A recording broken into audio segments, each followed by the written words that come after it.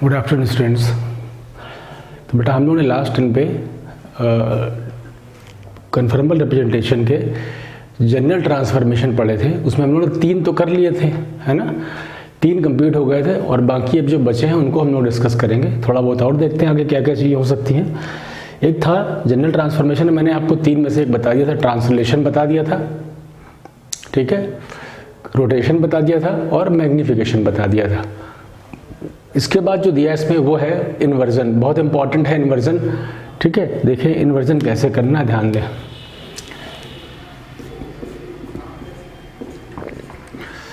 Inversion, अगर map कभी इस तरह लिखा जाए W = 1/z के फॉर्म में अगर लिखा हुआ है तो हम बोलते हैं हमारा इन्वर्जन होगा। क्लियर? अच्छा, तो देखो यहाँ पर भी क्या है, एग्जाम्पल लेंगे हम लोग किस तरह से करना है, वो ध्यान से देखें। इसका पहले एक एग्जाम्पल हम लिखते हैं, ध्यान दें। लिखा है इस क्वेश्चन में, consider a map W = 1/z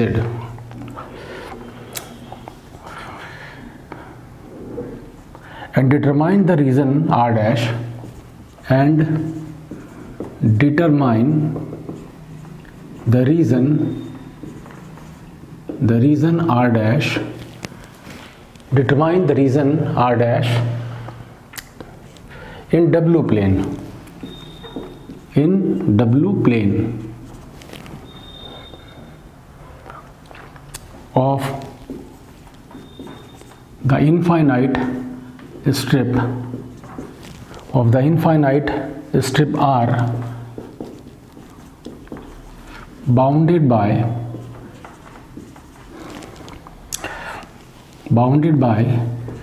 y is greater than 1/4 and less than 1/2। ठीक है, एक्चुअली क्वेश्चन हमारा देखो ये है। इसमें सबसे पहले ध्यान देना, जो यहाँ क्लियर बोला गया आपने को कि W = 1/z था, हमने कहा था W, ये हमारा दिया है यहाँ पर ट्रांसफॉर्मेशन। अच्छा, इनफाइनाइट स्ट्रिप आपको क्या दी है, इनफाइनाइट स्ट्रिप दी है y is greater than 1/4 and less than 1/2 in z plane.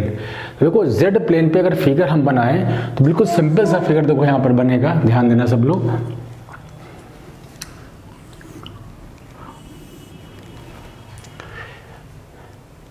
देखो z प्लेन पे कैसे बना, ध्यान देना। ये ओरिजिन था, y = मान लो हाफ यहाँ पर है, सपोज ये हाफ हमने मान लिया, यहाँ पे y = हाफ ये है और 1/4 इससे कम होगा, 0.25 यहाँ पर हो जाएगा। एक स्ट्रिप आपको दी है इस तरह से, ये स्ट्रिप हो गई, ठीक है। ये इनफाइनाइट स्ट्रिप दी है इसलिए कहीं क्लोज होने का मतलब नहीं है। ये हमारे पास बन गया R bounded by infinite strip, यानी इधर भी ओपन होगा उधर भी ओपन ही होगा, ठीक है। समझ गया बात को? तो ये हमारी इनफाइनाइट स्ट्रिप हो गई। अच्छा, अब बात करेंगे हम लोग, एक मिनट, ये था 1/4, ठीक।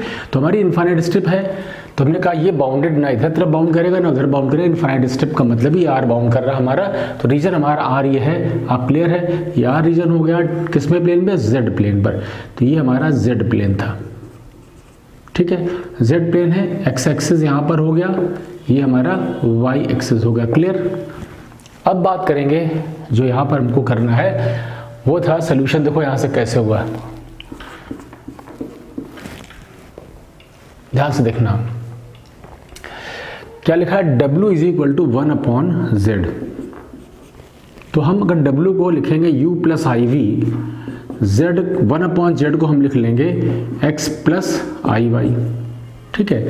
तो क्या करेंगे, X - IY को ऊपर नीचे मल्टीप्लाई इसलिए करेंगे कि डिनोमिनेटर पार्ट कॉम्प्लेक्स नहीं हो सकता है। थोड़ा इसको सॉल्व करो तो कितना आया, ऊपर आ गया X - IY अपॉन में बन गया x² और प्लस y², x² + y², ठीक है। तो देखो यहाँ से ध्यान देना, हमको u की जो वैल्यू मिल गई वो मिल गया x/x² और प्लस y² मिल गया, और जो v की वैल्यू मिली वो मिली -y/x² और प्लस y² मिल गया। ठीक है। अब तुम्हारे दिमाग में एक बात ये आनी चाहिए कि ऐसा क्या करा जाए जिससे हमको u और v में रिलेशन बने, ठीक है। तो देखो u और v में रिलेशन कैसे बने उसको समझना है। जरा इसको u अपॉन v पहले निकालू। देखो u अपॉन v जब करोगे तो एक्चुअली आएगा x अपॉन माइनस वाई, बोलो ठीक है, आएगा ना, u upon v equal to आएगा x अपॉन माइनस वाई, ठीक है। तो अगर हम इस क्वेश्चन में आपसे कहें चलो y की वैल्यू आप निकाल लो या x की वैल्यू किसी एक की वैल्यू निकाल लो, तो मान लो हमने कहा क्वेश्चन चलो हम y की वैल्यू निकालते हैं। y की वैल्यू एक्चुअली आ जाएगी minus V X upon U, ठीक है। y की वैल्यू मैंने निकाल ली यहाँ पर से। अब क्या हुआ, y की वैल्यू, ध्यान दो क्वेश्चन में, अगर हम इस क्वेश्चन में आपसे कहेंगे कि y की वैल्यू आप यहाँ पर रख दो, तो आपने क्वेश्चन में u और v निकाल लिया, u v, तो x की वैल्यू या y किसी एक की वैल्यू, मतलब आप चाहो तो x की वैल्यू भी निकाल सकते हो, y की वैल्यू, जैसे मान लो x की वैल्यू निकालोगे तो minus U Y upon V आएगा, मतलब कोई भी वैल्यू निकाल लो, मान लो x ही निकालते हैं, ठीक है। अगर x भी निकाल लें हम यहाँ से, x इक्वल टू आएगा minus U Y upon V, हमने कहा ना किसी एक की वैल्यू निकाल लो। इसको निकालने के बाद जैसे मान लिया आपके पास में दिया है u या v, कुछ भी दिया गया है किसी एक वैल्यू पे, चाहे u में रख लो चाहे v में रख लो, ठीक है। तो हम मान लें हमने u में रखा, u इज इक्वल टू हमारे पास था x upon X square plus Y square था, चलो यहाँ रख लेते हैं वैल्यू हम लोग। तो जब x की वैल्यू रखो हमने रखा minus U Y upon V upon, यहाँ भी रखा minus U Y upon V का होल स्क्वायर और प्लस हो गया वाई स्क्वायर, ठीक है। थोड़ा इसको जरा सॉल्व करके देखें कितना बनता है अपने पास। अभी देखो ये बनेगा u is equal to minus U Y upon V upon, देखो ये बना you square Y square plus we square Y square, ठीक है, और वी स्क्वायर ये चला गया हमारा ऊपर, ठीक है। तो इसलिए देखो यहाँ से एक v कट गया, ये वैल्यू आ गई minus U V Y upon, यहाँ से अगर आप वाई स्क्वायर कॉमन कर लो तो बनेगा U square plus B square बन जाएगा, ठीक है।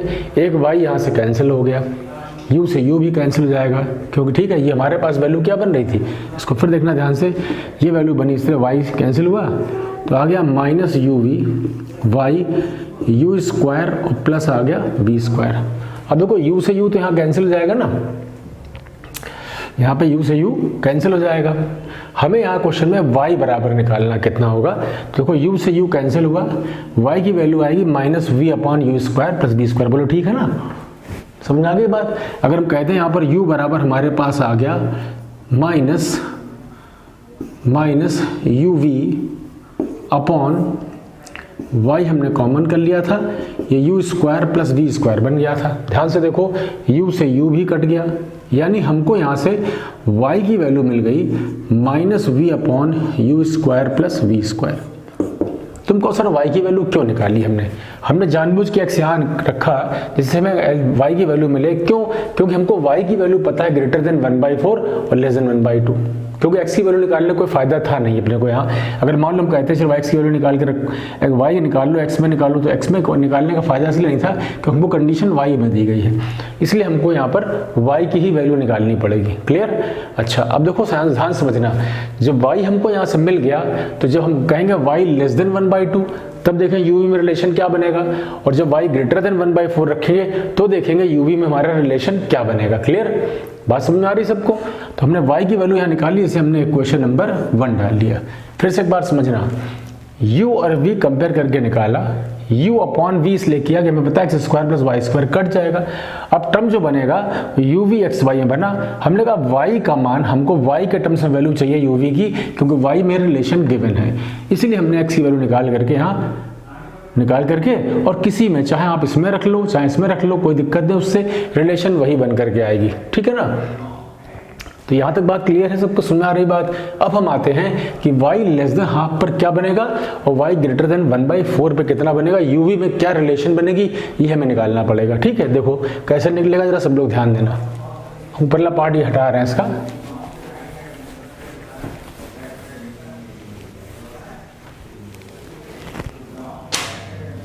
तो सबसे पहले इसमें लिखा था y is greater than 1/4,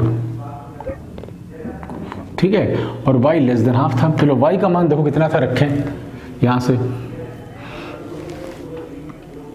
y बराबर था minus we upon you square और प्लस वी स्क्वायर था, ठीक है। तो देखो जब y ग्रेटर देन 1/4 होगा तो ये वैल्यू भी तो ग्रेटर देन 1/4 ही आएगी ना, ठीक है। तो इसको लिख लें minus we upon you square plus we square is greater than 1/4।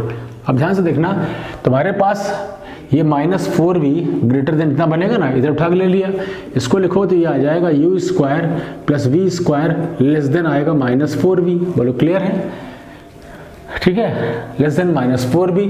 अब देखो 4v जो है लिखा, अगर दोनों तरफ आप देखो ध्यान से, ये बना यू स्क्वायर, हमने क्या किया दोनों तरफ 4v को ऐड कर दिया, ठीक है, ये आ गया लेस देन 0।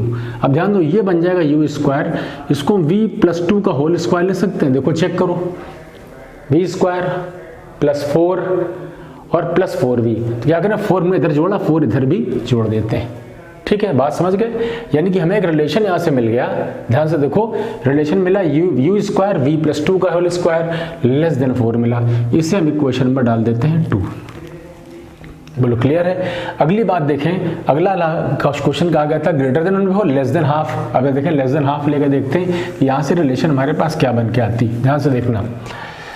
अगला लिखा था y is less than half, ठीक है, हाफ से कम है, ग्रेटर देन 1/4 है, क्लियर। अब जरा y का मान फिर से देखो, यहाँ से y की वैल्यू फिर दी है minus we upon you square plus we square, clear. अब लिखो ये वैल्यू जो लिखी है y की वैल्यू, तो y क्या था लेस देन हाफ, तो लिखोगे minus we upon you square plus we square less than half, ठीक है। देखो यहाँ से अपने को मिला u square plus we square greater than -2v। बोलो क्लियर है। अगर ये पार्ट हम मानते हैं कि इधर तरफ लिखा है तो ग्रेटर देन में आएगा -2v, इसको उठा के फिर देखो दोनों तरफ 2v फिर से जोड़ दो, तो u square v square 2v greater than कितना आया 0 आ गया, यानी ये बनेगा यू स्क्वायर v प्लस 1 का होल स्क्वायर ग्रेटर देन 1, क्योंकि 1 इधर जोड़ा 1 इधर भी जोड़ दिया आपने। देखो क्वेश्चन नंबर 3 हमारे पास ये बन गया।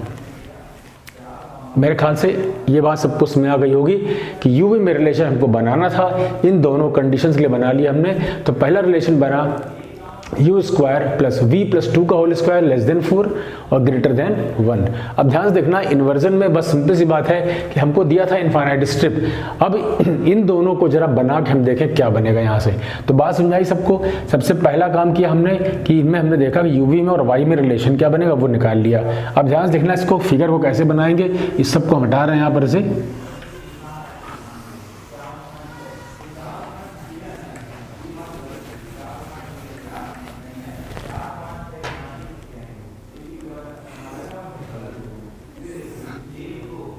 ओरिजिन देखो यहाँ पर आ गया u और ये हो गया v। अब समझना जरा सब लोग। अगर मान लेते हैं कि यहाँ पर 1 है, ये 2 है, ये 3 है, जैसे यहाँ पर -1 है, -2 है, -3 है, -4 है, ठीक है। देखो सबसे पहली बात करेंगे इस वाले सर्किल की। ये सर्किल तो बन रहा है ना हमारा, इसका सेंटर है 0,-1, तो 0,-1 इसका सेंटर है और रेडियस कितना है इसका 1 है। तो अगर आप फिगर बनाओ तो सर्किल बनेगा कुछ इस तरह से। देखो सेंटर ये हो गया, रेडियस 1 हो गई। क्लियर, आगे बात सुनिए। अच्छा अब अगला देखो, सेंटर 0,-2 यानी कि ये सेंटर अब की बार है और रेडियस का 2 है, तो 2 इधर भी 2 नीचे भी। तो अगर फिगर बनाओगे कुछ ऐसे बन जाएगा, बनेगा। अब आर डैश रीजन क्या बनेगा उसको समझना। क्लियर बोला है, ग्रेटर देन 1 यानी इसके बाहर का तरफ रीजन हुआ, लेस देन 4 का मतलब इसके इनसाइड रीजन हुआ। यानी रीजन जो हमारा आर डैश बनेगा वो ये बनेगा इतना, ठीक, ये हमारा बन जाएगा इसका आर डैश रीजन। तो इन्वर्जन में सिंपल सी बात है कि फिगर वो नहीं बन रही होती जो आपको दी जाएगी। ये जरूरी नहीं कि वही फिगर बने, जैसे नॉर्मली हर जगह था जो बन रहा था फिगर वही था, कभी मैग्नीफाई हो गया था या कहीं रोटेट कर गया था या ट्रांसलेट हुआ, एक क्वाड्रेंट से दूसरे क्वाड्रेंट में चला गया। ठीक है भाई, बात समझ गए ना सब लोग, वो इस तरह से हो जाता है, लेकिन यहाँ ऐसा नहीं होगा। क्लियर, ये बात समझ आ गई सब लोगों को। अच्छा एक बात समझना, ये हमने तुमको बताया इन्वर्जन। तो इन्वर्जन जरा एक बार बहुत ध्यान से आप करना, कुछ नहीं करना है। W = 1/z इसका मैप था, W का मान u + iv था, zx + iy था। कॉन्जुगेट से मल्टीप्लाई किया, uv अलग किया। अब क्वेश्चन में बस ये दिमाग में रखना है कि u अपॉन v करके हम एक्स वाई यू वी में रिलेशन बनाएंगे, लेकिन हमको क्वेश्चन में y में रिलेशन चाहिए, क्योंकि क्वेश्चन में बड़ा क्लियर गिवन था कि y हमारा ग्रेटर देन 1/4 है और लेस देन हाफ है। इसका मतलब हमको रिलेशन किसमें चाहिए, y में, u और v में। क्लियर? x नहीं चाहिए, x को एलिमिनेट करना है, इसलिए x की वैल्यू निकाल ली हमने और उसको रख करके चाहे u में रखो चाहे v में रखो, रिलेशन बन जाएगी, यही बनेगा सोल्यूशन आपको। ठीक है, तो ये हमारा एक इन्वर्जन वाला पोर्शन है, उसमें ज़्यादा कुछ नहीं दिया गया है। अब आते हैं, क्वेश्चन दिया है मैग्निफिकेशन एंड रोटेशन, बहुत इंपॉर्टेंट है ये। एक्चुअली इन्वर्जन और मैग्निफिकेशन रोटेशन दोनों ही इंपॉर्टेंट हैं तुम्हारे, है ना। तो मैग्निफिकेशन रोटेशन में आपको 2 एग्जाम्पल दिए हैं, हम आपको एक एग्जाम्पल बता रहे हैं, एक आप खुद करोगे भाई, क्योंकि सोल्यूशन है, देख लोगे समझ में आ जाए कैसे करना है। मतलब यहाँ क्या होगा, यहाँ फिगर मैग्नीफाई होगा, बड़ा भी होगा और साथ में रोटेट भी करेगा। क्लियर? तो यहाँ देखो क्वेश्चन कैसे करना है, मैग्निफिकेशन रोटेशन का एक एग्जाम्पल लिखेंगे और आपको बताएंगे सोल्यूशन कैसे करोगे आप। ठीक है, चलो अगला देखेंगे मैग्निफिकेशन रोटेशन मैग्निफिकेशन। ठीक, ये सबको मेरे ख्याल से क्लियर हो गया होगा कैसे करना था। ठीक, चलो अब आते हैं, हम देखें यहाँ पर अगला वाला 5th नंबर और लास्ट दिया है इसमें। 5th नंबर था कि rotation and magnification. Example number, ये सॉरी इसको ऐसे लिखना, रोटेशन एंड मैग्निफिकेशन। पहले लिखो रोटेशन एंड मैग्निफिकेशन। तो तुम लोग जैसा इसका नाम समझ रहे होगे, पीछे कर चुके हो सारा कुछ, कि यहाँ पर रोटेशन भी है और साथ साथ में मैग्निफिकेशन भी होगा, यानी बड़ा भी होगा फिगर। ठीक, इसका एग्जाम्पल लिखते हैं कैसे करना है। तो देखो सब लोग पहली बात समझना, यह हमें पता है कि जब भी कोई क्वेश्चन हम कर रहे होते थे, ठीक है, तो देखो क्या था, ध्यान दो,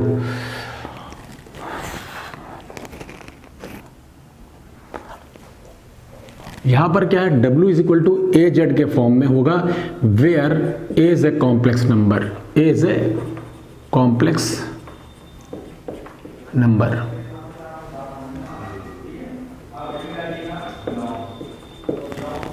ठीक है भाई, बाहर तो नहीं जा रहा। अच्छा अब देखो यहाँ के बाद देखना सब लोग, यहाँ अगर हम सोल्यूशन करते हैं इसमें एग्जाम्पल एक लिखते हैं। देखें क्या है एग्जाम्पल इसका, ध्यान देना सब लोग। Consider a map W is equal to, consider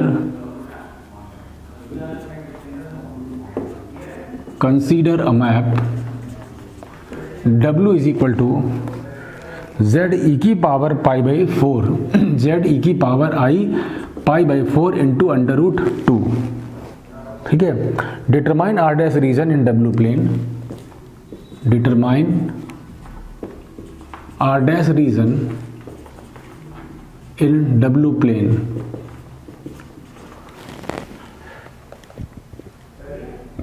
into which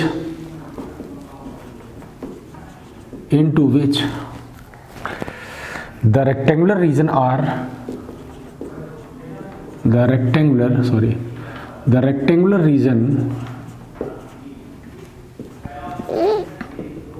region are bounded by x equal to 0, y is equal to 0, x0, y0, x2 and y3। ठीक है, इन z प्लेन,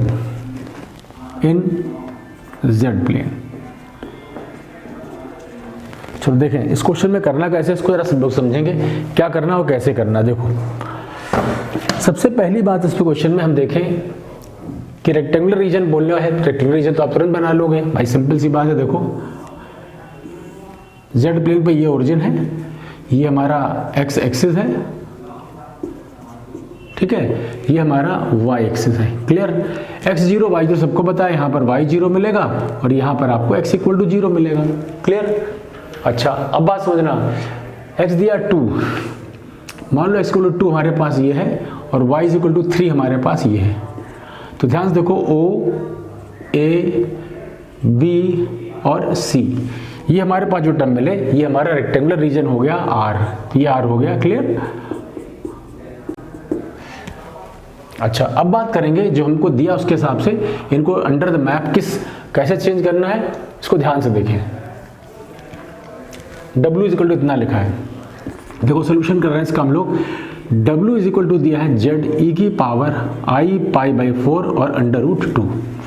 W की वैल्यू सबको पता है u प्लस आई वी है, Z यहाँ पर x plus आई Y है, इसको हम लिख सकते हैं cos pi by 4 plus I sine pi by 4 और इंटू अंडर रूट 2 लिख लिया हमने, क्योंकि सबको पता है e की पावर आई थीटा कॉस थीटा प्लस आई साइन थीटा होता है। क्लियर? अच्छा अब देखो ध्यान से सब लोग, यहाँ पर x प्लस आई वाई लिखा रहने दिया, इसको लिखा हमने 1 बाई रूट 2 प्लस आई, ये भी लिखा 1 बाई रूट 2 और इंटू रूट 2। तो भाई रूट 2 सबको समझ आ रहा है, रूट 2 कॉमन होकर कट जाएगा, यानी यहाँ पर मिलेगा अपने को x प्लस आई वाई इंटू आ जाएगा 1 प्लस आई, रूट टू कैंसिल हो गया। अब अगर इसको देखें तो ये x आएगा माइनस वाई आ जाएगा प्लस आई x प्लस वाई आ जाएगा। देखो ध्यान से, आई के साथ करोगे ना 1 को तो आई वाई बनेगा, वाई साथ करोगे तो x आई एक्स बन जाएगा। यानी कि हमारे पास ये अगर u प्लस आई वी था तो हमको u की वैल्यू यहाँ से मिली x माइनस वाई और v की वैल्यू हमको मिली है यहाँ से x प्लस वाई। तो हमको u और v यहाँ से मिल गया। ठीक है, बात समझ आ गई सबको? अब बात समझो, जो जो हमको क्वेश्चन में गिवन है उसके अकॉर्डिंग चलते हैं। सबसे पहले x इक्वल टू हमको दिया है 0। ध्यान से देखो फिर से, अगर हम आपसे कहेंगे चलो भाई एट x इक्वल टू 0, देखो ध्यान से x 0 यहाँ रखो, x 0 यहाँ रखो, तो u बराबर आएगा माइनस वाई और v बराबर आएगा प्लस वाई। तो इन दोनों से हमें क्या मिला? इनसे मिला u बराबर माइनस वी। तो पहला पार्ट हमको ये मिल गया, यहाँ से u बराबर कितना मिला? माइनस वी मिल गया। अब लिखो एट y इक्वल टू 0, ध्यान से देखना, at y equal to 0, at y equal to 0 u बराबर मिलेगा x और यहाँ से v बराबर भी मिलेगा x। तो ये एम्प्लाई कर रहा है कि u इक्वल टू मिलेगा v, हमको सेकेंड टर्म मिल गया। ठीक है, अब बात करेंगे x इज इक्वल टू 2। देखो अगर 2 यहाँ रखते हो 2 माइनस वाई बनेगा, ये 2 प्लस वाई बनेगा। हमको रिलेशन यूवी में ही बनाना है ना? तो देखो कैसे बनेगा, इसको समझना सब लोग। अगर हम x इक्वल टू 2 यहाँ पर रखते हैं, मतलब क्या था, सॉरी x इक्वल टू 2 था, हाँ, अगर x इक्वल टू 2 यहाँ रखा जाए तो सोल्यूशन कितना बनेगा? देखो u बराबर लिखा हमने 2 माइनस वाई, v बराबर रख लिया यहाँ पर 2 प्लस वाई रखा। आज देखो अब क्या होगा, इसमें दोनों वैल्यू ध्यान देना, अगर y की वैल्यू निकालने से हम लोग, ध्यान दो, पहले लिखा हमने एट x इक्वल टू 2 लिख लो, पहले इसको समझ में आ जाए कैसे करना। देखो लिखा हमने एट x इक्वल टू 2, ध्यान दो 2 जब रखा हमने यहाँ पर तो ये आ गया u is equal to 2 minus y और v इज इक्वल टू आ गया 2 प्लस वाई। ठीक है, y की वैल्यू अगर देखो यहाँ से कितनी आ रही है, ध्यान दो, y यहाँ से आएगा सॉल्व करने पर 2 माइनस यू और y यहाँ से आएगा 2 माइनस बी। ठीक है, देखो y की वैल्यू आ गई 2 माइनस यू और यहाँ से y की वैल्यू आ गई v माइनस 2। दोनों y की वैल्यू अगर इक्वेट कर दो आप तो क्या हो जाएगा, 2 minus u equal to v minus 2। तो देखो ध्यान से ये बना u plus v equal to कितना बना, 4 बना। तो इन दोनों से हमको यहाँ से मिला u plus v equal to बन गया 4। तो थर्ड नंबर हमको ये बन गया इससे। बोलो यहाँ तक कोई दिक्कत तो नहीं ना, सबको सुनना रही बात कि भाई हमको uv में रिलेशन लाना है और xy तो हटाना है। तो u बराबर 2 माइनस वाई, v बराबर 2 प्लस वाई, y की वैल्यू निकाल ली और y की वैल्यू यहाँ से निकाल के इनको इक्वेट कर दिया हमने, देखा ये रिलेशन बन गई। यानी ये देखो ध्यान से बना u upon 4 plus v upon 4 equal to 1। इसको ड्रॉ करना ईजी हो जाएगा क्योंकि स्ट्रेट लाइन है तुम्हारा, स्ट्रेट लाइन आपको पता है इंटरसेप्ट फॉर्म में कन्वर्ट करके ड्रॉ कर लेते हैं। एक लास्ट बच्चा इसमें लिख लो, यहाँ लिख लेते हैं हम लोग कि at y is equal to कितना था, 3। अगर y इक्वल टू 3 पर देखो ध्यान से रखो यहाँ पर y इक्वल टू 3, तो u बराबर आएगा x माइनस 3। ठीक है, v बराबर आएगा x प्लस 3। अब यहाँ से x की वैल्यू निकालो तो x बराबर लिखेंगे तो आएगा u प्लस 3 और यहाँ से अगर x बराबर लिखें तो v माइनस 3। ठीक, दोनों इक्वेट कर दो तो u प्लस 3 बराबर v माइनस 3। ठीक है, अब देखो ध्यान से अगर हम इसको उठा उधर ले आते हैं तो u minus v equal to आएगा माइनस 6, यानी कि u अपॉन आएगा माइनस 6, v अपॉन आएगा प्लस 6 इक्वल टू आ जाएगा 1। तो ये हमारे पास बन गया इसका फोर्थ रिलेशन। और अब हमें इस फिगर को ड्रॉ करना है, कितना आएगा, इसको कैसे ड्रॉ करेंगे वो समझना है। एक बार फिर से समझ लो पूरी बातें, क्योंकि आपको जो इसका दूसरा वाला एग्जाम्पल है वो खुद करना है और वो बिल्कुल ऐसे ही करना है। वहां पर भी क्या हमने करा देखो ध्यान से फिर से, जो गिवन था पहले उतना सॉल्व किया, यहाँ तक तो बड़ा इजीली निकल आएगा कि u की value x minus y, v की वैल्यू यहाँ लिखी है x प्लस वाई। बोलो क्लियर है इतना, यहाँ तक क्लियर है। अब क्या करना है, हमको सबसे पहले जो जो पॉइंट यहाँ गिवन थे हम उनको लेके चलें। हमको देखो यहाँ दिया है x0 y0 x2 y3, इतना तो गिवन है। अब क्या करें, सबसे पहले x बराबर 0 रखा तो देखो यहाँ रखो 0, u बराबर माइनस वाई, v बराबर प्लस वाई, y की वैल्यू अगर इक्वेट करोगे तो u बराबर माइनस भी आएगा। दूसरी बार में x y0 रखा तो ux vx, x की वैल्यू इक्वेट करो u बराबर v आ जाएगा। सिमिलरली x को 2 पे निकालोगे तो 2 माइनस वाई आएगा, 2 प्लस वाई आएगा, ठीक है। y की वैल्यू इक्वेट कर लोगे, उससे आपको मिल जाएगा ये रिलेशन। ऐसे y3 रख करके x की वैल्यू इक्वेट कर लोगे। तो मेरे ख्याल से इतनी बात सबको क्लियर हो गई होगी। अब ये फिगर कैसे बनेगा उसको समझना है कि कैसे फिगर बनाया जाए, ठीक है। तो देखो इतना तो सब लोगों ने यहाँ तक नोट कर लिया, समझ में आ गया होगा। इसकी तरफ फिगर आप जरा चेक करो क्या बन रही, ध्यान देना सब लोग। हम ऊपर वाला पोर्शन ये हटा लेते हैं यहाँ से, क्योंकि इससे फिर आएगा नहीं, बनेगा नहीं इसमें ना। फिगर को समझना कैसे बनाना है इसको यहाँ देखें।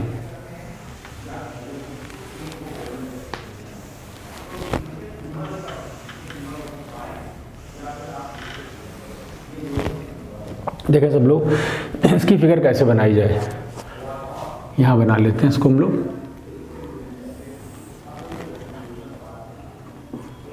मान लिया ये u था और ये v था, ठीक। अब देखो सबसे पहले आएंगे u is equal to v, तो आपको पता है लाइन यही बनेगी u is equal to v, ठीक है। फिर था u is equal to minus v, ये था is equal minus v, u minus v भी ड्रॉ करना है, ये ड्रॉ कर लोगे u is equal to minus v, ठीक है। आगे आए, अगला था u4 v4 देखो u पे 4 चलेंगे 1 2 3 4, v पे 4 चलेंगे 1 2 3 4, एक लाइन बन जाएगी कुछ इस तरह से बनेगी ना, ये ऐसे बना लिया आपने। ये आ गया आपको u plus v equal to आ गया 4। फिर था u पे -6, तो इधर चलेंगे हम लोग -6 ना, 1 2 3 4 5 6, -6 u पर आए, और v +6 चलेंगे तो प्लस को ऊपर मिलेगा ना, 5 6 ऊपर मिल जाएगा। तो इसको बनाओ कुछ ऐसे बन जाएगा। तो एक्चुअली देखो फिगर ये बनी तुम्हारी इस तरह से, ये बन गया फिगर आपको o dash a dash b dash और c डैश। ये फिगर इसकी इस तरह से बन जाएगी r डैश, क्लियर। तो ये हमारे पास बना इसका सेकेंड वाला पार्ट, ठीक। तो हमारे पास था ये, हमारे पास यूवी प्लेन था, डब्ल्यू प्लेन आपको ये दिया गया है, ये हमारा यूवी प्लेन हो गया। तो कुल मिलाकर देखो हमने कहा कि 2 ट्रांसफॉर्मेशन बचे थे, वो दोनों ट्रांसफॉर्मेशन इस तरह से करने हैं आप लोगों को। ये हमारे जनरल ट्रांसफॉर्मेशन बन गए सारे ही, ठीक है। तो जनरल ट्रांसफॉर्मेशन मेरे ख्याल से सारे कंप्लीट हो गए हैं। इसका एक एग्जाम्पल बुक में और दिया है, वो आप लोगों को करना है। अगर किसी को लगे कि नहीं हो पा रहा है, नहीं समझ में आ रहा है, तो आप हमको तुरंत बता दें, व्हाट्सएप पे लिख देंगे, मैं उसको बता दूंगा आपको दूसरा वाला भी एग्जाम्पल, कोई दिक्कत नहीं है, ठीक है। अब हम बात करेंगे, इसमें एक छोटा सा टॉपिक दिया है, बल्कि छोटा क्या, वो टॉपिक हर बार पेपर में पूछा गया है। क्रिटिकल पॉइंट निकालना, फिक्स्ड पॉइंट निकालना, उसका नेचर निकालना, ये सवाल आपको लगभग हर बार ही पूछा जाता है। तो देखो सबसे पहले बात करेंगे यहाँ पर कि अगर कोई बाइलिनियर ट्रांसफॉर्मेशन हमको दिया गया है, तो बाइलिनियर ट्रांसफॉर्मेशन से हम कैसे क्रिटिकल पॉइंट निकालते हैं, कैसे फिक्स्ड पॉइंट निकालते हैं, क्या उसकी डेफिनेशन है, किस तरह करेंगे देखें।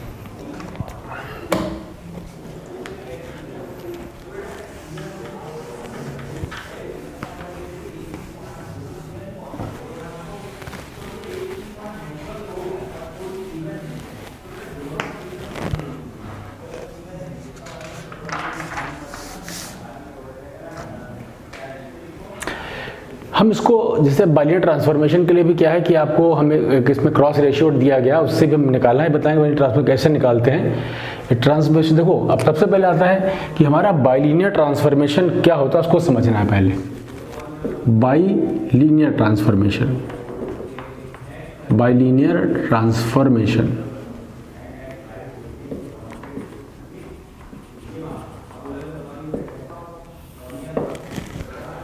a transformation of the form,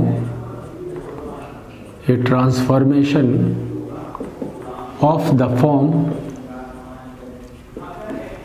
w is equal to az plus b upon होगा cz प्लस d। अगर इस फॉर्म में कोई भी ट्रांसफॉर्मेशन लिखा गया है, हम उसको बोलते हैं बाइलिनियर ट्रांसफॉर्मेशन, ठीक है।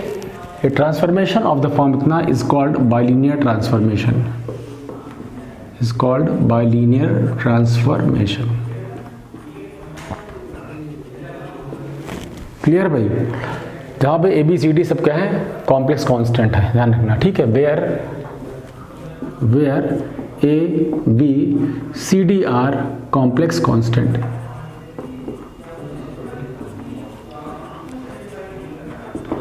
अच्छा, अब हम बात करेंगे यहाँ पर कि यदि कोई हमारे पास mapping W equal to FZ के फॉर्म में, देखो एक बात समझना, W equal to AZ plus B upon C plus D दिया, हमने बोला कि ABCD आर द कांस्टेंट, यानी कि W इक्वल टू FZ दिया गया है। हमें क्वेश्चन में अगर कभी भी कहा जाए कि भाई क्रिटिकल पॉइंट निकालो किसी भी बाइलिनियर ट्रांसफॉर्मेशन से, अगर हमसे कहा जाए क्रिटिकल पॉइंट फाइंड करो, ठीक है, तो क्रिटिकल पॉइंट कैसे निकालेंगे, किस तरह से निकलेगा, उसको समझना अपने को है, ठीक। तो देखो एक बात ध्यान देना,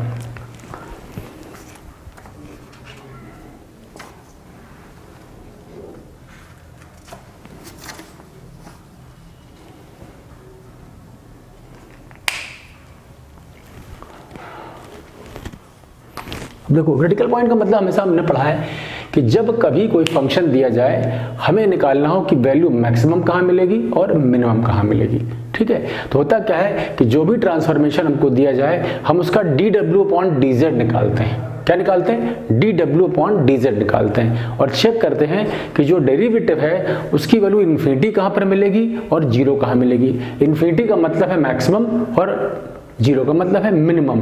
तो देखना पड़ेगा z के किस मान के लिए dw अपॉन dz की वैल्यू इन्फिनिटी है और जीरो है, ठीक है। तो देखो ध्यान से क्रिटिकल पॉइंट कैसे निकालेंगे, लिखेंगे क्रिटिकल पॉइंट।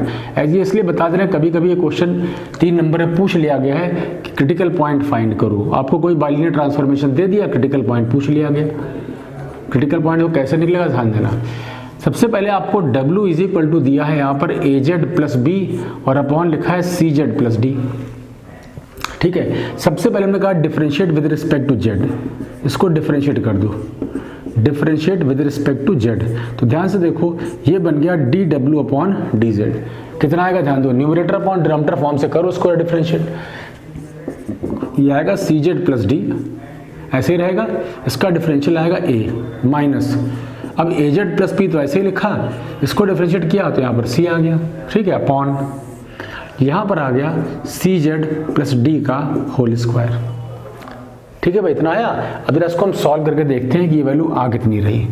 देखो यहाँ पर आएगा ACZ प्लस AD माइनस, ये भी आएगा ACZ और माइनस BC अपॉन आएगा CZ और प्लस D का होल स्क्वायर। देखो ACZ से ACZ तो कट गया, ठीक है। तो हमने देखा यहाँ पर कि हमें dW अपॉन dz की वैल्यू मिल गई अपने को यहाँ से AD माइनस BC अपॉन आ गया CZ प्लस D का होल स्क्वायर, ठीक, इतना आया। अब बात समझना, हमने क्या कहा कि z की किस वैल्यू के लिए dW अपॉन dz इन्फिनिटी होगा, चेक करो।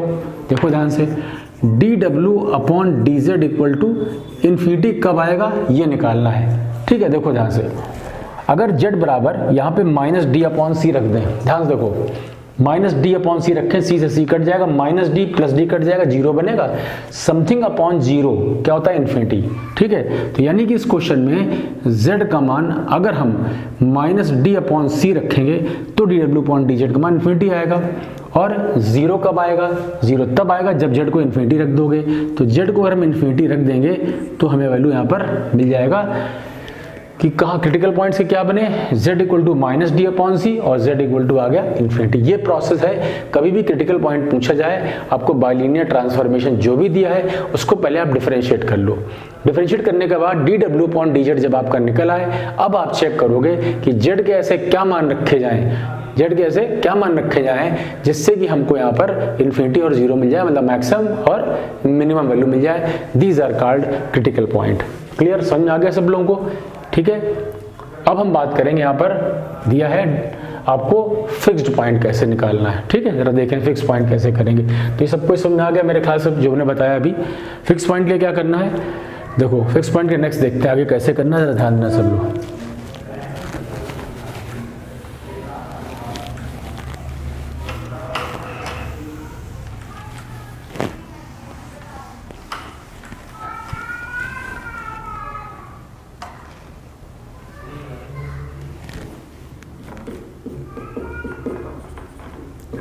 फिक्स्ड पॉइंट को हम लोग इनवेरिएंट पॉइंट भी बोलते हैं। क्या बोलते हैं? Invariant point. इनवेरिएंट पॉइंट, ठीक है।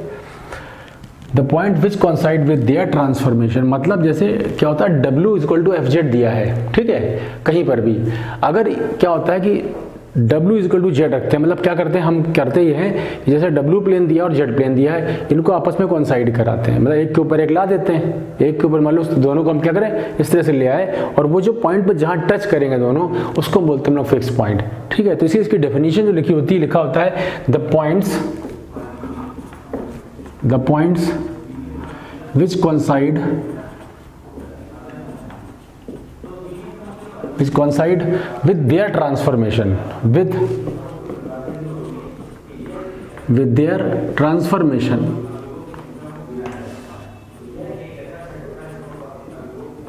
ठीक है। the point which coincide with their transformation are called fixed point। Fixed और इनवेरिएंट पॉइंट लिख लोगे, फिक्स्ड और इनवेरिएंट पॉइंट,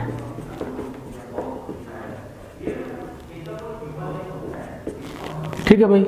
तो जैसे हम आपसे कभी क्वेश्चन बोल दें, एक क्वेश्चन आप इसका लेके देखो, करते हैं इसका हम लोग एक प्रॉब्लम, और ध्यान देना इसमें क्या है, सिंपल सा है कि जैसे हमने कहा ना, कोई आपको transformation W equal to f z के फॉर्म में बाइलिनियर ट्रांसफॉर्मेशन दे दिया गया है। अब फिक्स पॉइंट निकालने का तरीका बिल्कुल सिंपल है, मैंने कहा the point which coincide with their transformation, इसका मतलब है क्या करो, W को Z रख दो, क्या करोगे, इसको Z equal to f z रख करके और Z की वैल्यूज फाइंड कर लो, ठीक है। Put Z equal to f z रख करके Z की जो भी वैल्यूज आएंगी उन्हीं को हम बोलते हैं फिक्स्ड पॉइंट। इसका एग्जांपल एक लेते हैं और करते हैं कैसे आएगा, ध्यान देना सब लोग जरा।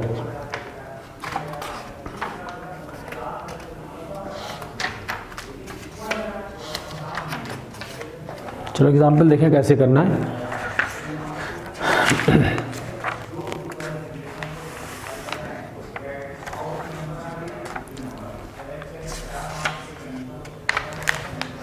देखो एक क्वेश्चन ये लिखा है इसमें आपको, W इक्वल टू लिखा है Z अपॉन Z माइनस 2।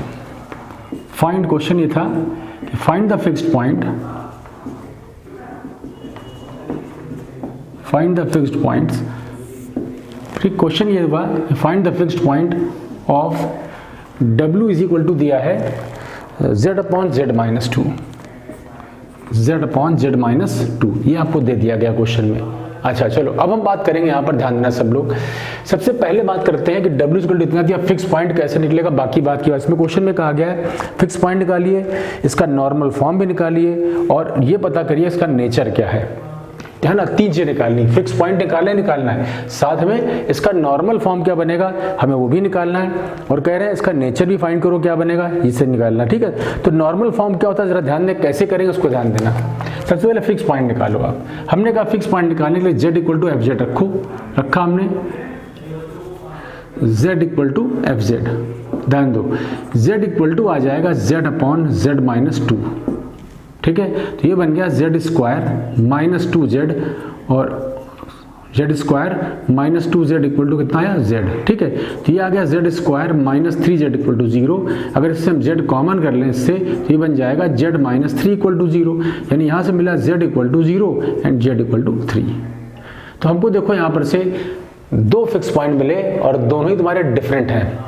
कई बार क्या होता है कि जैसे आता Z माइनस 3 का होल स्क्वायर बन जाता, तो इसमें क्या होता है Z इक्वल टू 3,3 हमको सेम फिक्स पॉइंट मिलते।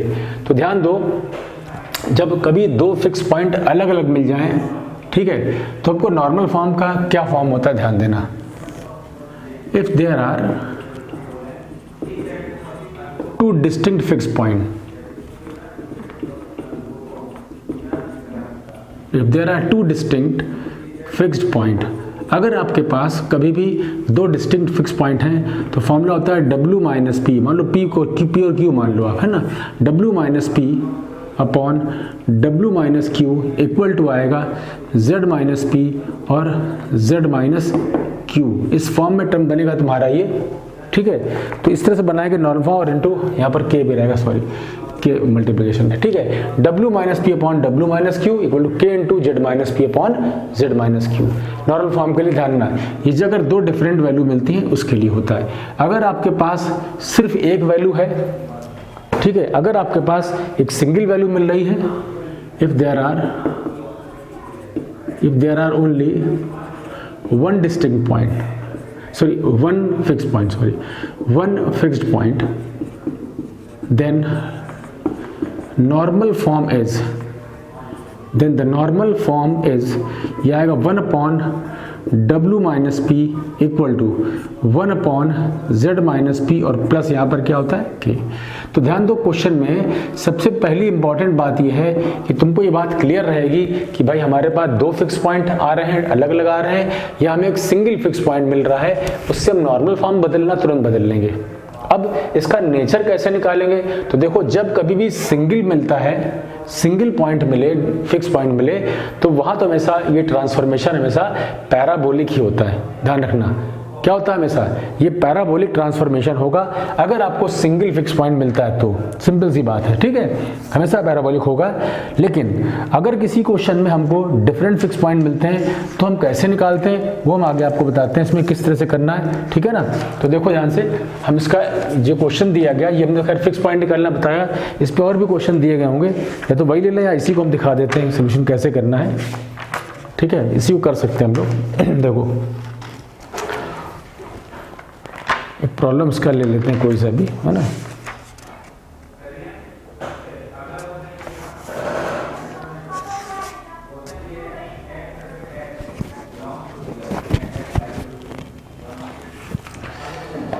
इसको पहले चाहे लिख लो आप, थोड़ा सा ज़रूरी है यहाँ पर, इसके बाद फिर हम इसका क्वेश्चन करके बताते हैं आपको।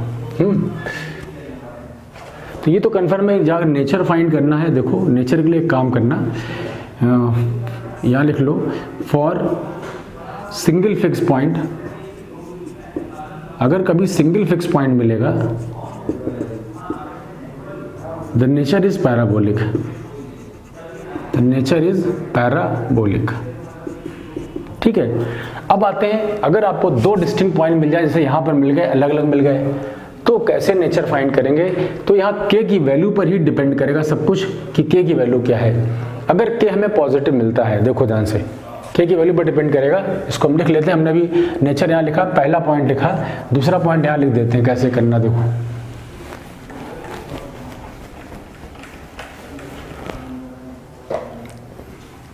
For two fixed point, for two distinct fix, second number का लिखना है, two distinct fixed point, two distinct fixed point, if k is greater than 0, अगर k पॉजिटिव है तो ये हमेशा बनता है हाइपरबोलिक, ठीक है, क्या बनेगा, hyperbolic, first number. Second number इसी में था, if k is equal to लिखा हो e की पावर a अल्फा मान लो, ऐसा कुछ, या a e की पावर अल्फा लिख लो, इसको लिख लिया हमने इस तरह, e की पावर मान लो a अल्फा के फॉर्म में लिखा है, या i अल्फा लिख लो, i अल्फा, ठीक है, where alpha is not equal to 0, where alpha is not equal to 0। अगर ऐसा है तो इस केस में रहेगा एलिप्टिक, ठीक है, ये कैसा रहेगा, एलिप्टिक रहेगा। और थर्ड यहाँ पर होता है कि यदि k इज इक्वल टू, कभी लिखा है a e की power i alpha, where alpha is not equal to 0 and a is not equal to 1, ठीक है, अल्फा 0 नहीं होना चाहिए और a का मान 1 नहीं होना चाहिए, तो बोथ रियल होंगे, ठीक है। देन ट्रांसफॉर्मेशन इज आयोक्सोड्रोमिक, यानी कि एक कुछ, आप देखो एक्सोड्रोमिक जो कर्व बनते हैं वो हमेशा एक्सपोनेंशियल फॉर्म में होते हैं, ठीक है, वो हमेशा एक्सपोनेंशियल फॉर्म में बनेंगे। अच्छा, अब ये तो हमने तुमको नेचर लिख दिया, ये भी लिखा है नॉर्मल फॉर्म कैसे बनाते हैं, ये नॉर्मल फॉर्म हो गया। ये नेचर के लिए ध्यान रखना, कभी पूछा है नेचर क्या होगा तो क्लियर है। यहाँ से हमने देखा कि नेचर पैराबोलिक तब होगा जब किसी क्वेश्चन में सिंगल फिक्स पॉइंट मिलेगा, जब कभी डबल फिक्स पॉइंट मिले वो भी डिस्टिंक्ट मिलेगा। तो यहाँ 3 केस बनते हैं, अगर k पॉजिटिव है ग्रेटर देन 0 है, ठीक है, तो वो हाइपरबोलिक होगा। अगर k इक्वल टू e की पावर i अल्फा है जहाँ अल्फा 0 नहीं है तो एलिप्टिक होगा, और यदि alpha not equal to 0 is not equal to 1 then the transformation is loxodromic बनेगा। अब बात करते हैं इस पे, क्वेश्चन एक करके देखते हैं जिसपे हमें सारी चीजें दी गई कि फिक्स पॉइंट निकालना कैसे करते हैं। देखो ध्यान सब लोग, एक क्वेश्चन कर लेते हैं इसका हम लोग।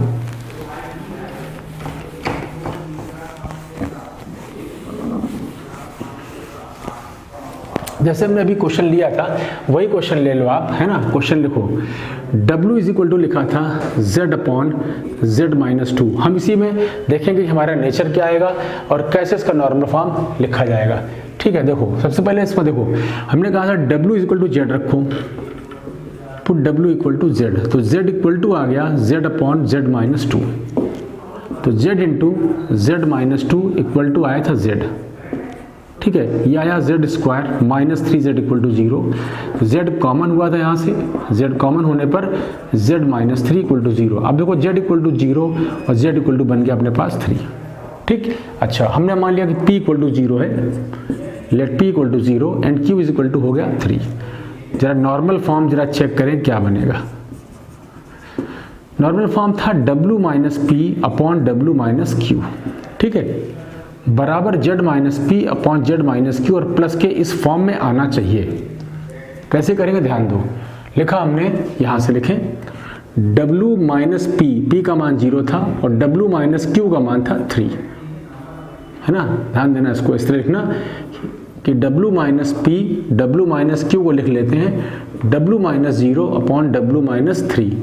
W की जो वैल्यू थी वो रख दो, Z upon Z minus 2 minus 0 और Z upon Z minus 2 minus 3, ठीक है। इसको जरा सॉल्व करेंगे कितना बन रहा है। ये तो सिंपल है कि Z अपॉन Z माइनस 2 ही लिखा है। देखो ये कितना आएगा, Z माइनस 3Z प्लस 6 आएगा अपॉन Z माइनस 2 आएगा। बोलो क्लियर है। एलसीएम ले लो Z माइनस 2 इसका, ठीक है। एलसीएम लिया तो आ गया Z माइनस 3Z और प्लस 6 आ गया, Z माइनस 2 तो कट गया यहाँ पर से, तो बचा Z अपॉन माइनस 2Z और प्लस आ गया 6, ध्यान देना इतना आया। अब देखो उसको मैं बनाना था Z माइनस 0 अपॉन, इसमें माइनस 2 अगर आप कॉमन कर लो इससे तो आएगा Z माइनस 3। क्यों बनाना था, हमने क्या बताया था कि Z minus P, sorry into किया था ना, सॉरी प्लस नहीं इनटू किया था। देखो यहाँ पर क्या हुआ, माइनस हाफ बचा अपने पास। तो हमने देखा इस क्वेश्चन में कि W minus P upon W minus Q करने पर माइनस 1/2 Z माइनस 0 अपॉन आ गया Z माइनस 3, ठीक है भाई। अच्छा, अब देखो ये बात समझना जरा यहाँ से, इसे हम क्वेश्चन नंबर कुछ डाल देते हैं 1। अब बात करेंगे नॉर्मल फॉर्म में रिडक्शन तो हो गया, नेचर कैसे फाइंड करेंगे, ध्यान से देखना। फॉर नेचर जब हमने कहा था 3 कंडीशन बनती हैं, हाइपरबोलिक, एलिप्टिक और एक्सोड्रोमिक। तो देखो हाइपरबोलिक यहाँ हो नहीं सकता है इस क्वेश्चन में, क्योंकि k की वैल्यू हमारे पास कितनी है यहाँ पर, माइनस हाफ। k कितना है, माइनस हाफ। तो ये तो क्लियर हो गया क्वेश्चन में कि हमारे पास k यहाँ पर माइनस हाफ है, k ग्रेटर देन 0 होना चाहिए जो कि नहीं है। तो एक काम तो खत्म, हाइपरबोलिक तो नहीं हो सकता है। अब बात करेंगे k equal to minus half, लेकिन हमने देखा कि जो भी मान दूसरे लिखे तो उसमें लिखा था e की पावर i अल्फा के फॉर्म में इसको लाओ। तो एक बात देखो ध्यान से, k इज इक्वल टू हम हाफ लिख लें इंटू -1 लिख लें। हम सबको पता है -1 की वैल्यू होती है e की पावर i पाई। क्यों, क्योंकि ये बनता है cos pi plus i sine pi. cos पाई होता है -1 और साइन पाई होता है 0, इसलिए वैल्यू ये बन गई यहाँ से e की पावर i पाई। तो k की वैल्यू हमने यहाँ से रख ली, हाफ तो लिख ही दिया, e की पावर रख दिया हमने i पाई। अब ध्यान से देखो, जो इलिप्टिक होता है उसमें कहीं भी ये तो होता ही नहीं है, इलिप्टिक के लिए हमने बताया था कि k की वैल्यू e की पावर i अल्फा होनी चाहिए, अल्फा 0 नहीं होना चाहिए, लेकिन यहाँ पर मल्टीप्लिकेशन में कुछ नहीं था, लेकिन ये इलिप्टिक के लिए था। दूसरा था a e की पावर i अल्फा, जहाँ पर a 1 नहीं होना चाहिए, अल्फा 0 नहीं होना चाहिए, तो आइसोड्रोमिक बन जाता था। तो हमने देखा इस क्वेश्चन में k का मान कितना है हमारे पास, हाफ e की पावर i पाई। तो देखो ध्यान से, k equal to a e की पावर i अल्फा का फॉर्म बन रहा है, जहाँ हमारा a हाफ है, 1 नहीं है, अल्फा हमारा पाई है, तो इससे क्लियर कि अल्फा 0 नहीं है। तो दोनों कंडीशन सेटिस्फाई कर गई, यानी कि ये क्लियर हो गया। इसका नेचर क्या बनेगा, आयोक्सोड्रोमिक बनेगा। ये ट्रांसफॉर्मेशन है आयोक्सोड्रोमिक। तो ये हुआ नेचर इज आयोक्सोड्रोमिक, नेचर हो गया। द ट्रांसफॉर्मेशन इज, ऐसे लिखना, the transformation is loxodromic, the transformation is loxodromic. Clear है भाई। तो थोड़े से कुछ क्वेश्चन आप घर पे करोगे अगर, तो मेरे ख्याल से तुमको ये बात इतनी समझ में आ गई होगी कि क्वेश्चन हमें किस तरह से लगाने हैं। ठीक है, तो सब लोगों को इतना काम करके रखना है, और फिर हम नेक्स्ट जब हम इसको पढ़ाएंगे आगे तो बताएंगे आगे कि ट्रांसफॉर्मेशन में काफ़ी सारी चीज़ें और दी गई हैं कि किस तरह सोल्यूशन आगे आपको करने हैं। ठीक है, चलो इतना कर लो, बाकी फिर नेक्स्ट पे देखते हैं हम लोग।